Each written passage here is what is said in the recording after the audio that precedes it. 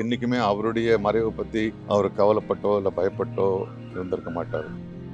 இல்லை, மூத்த இயக்குனர்ன்றதை விட ஒரு சிறந்த நண்பனா, சிந்திக்க தூண்டிய ஒரு மனிதனா தான் நான் பார்க்குறேன். நான் ஒரு மூத்த இயக்குனர்னா அது ஒரு ஒரு தொழிலில் போகிற மாதிரி இருக்குது. பட்டு அதில் அவர் அடங்கி போல.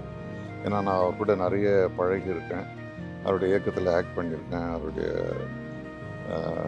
அவர் என்னோட நான் நடித்ததை படம் பிடிச்சிருக்காரு.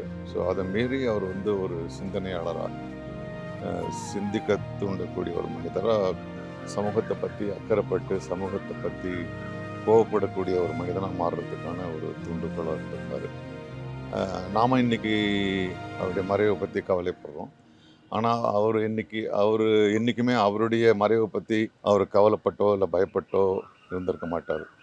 ஸோ அவருடைய சிந்தனைகள் எனக்கு பலமளிக்கக்கூடிய அளவில் அவர் என்னோடவே இருக்கின்றார். சமூகம் பற்றி அக்கறைப்படுறவங்களுக்கு குழந்தைகள் ரொம்ப பிடிக்கும். ஏன்னா அந்த குழந்தை பருவம் தான் இன்னும் கரெக்ட் ஆகாமல் இருக்கிற ஒரு பருவம். நம்ம வளர வளர தான் நம்ம வந்து கரெக்ட் ஆகிறோம். ஸோ சிந்தனையாளராக அவருக்கு குழந்தைகள் பிடிக்கும்ன்றது ஒரு நல்ல விஷயம்.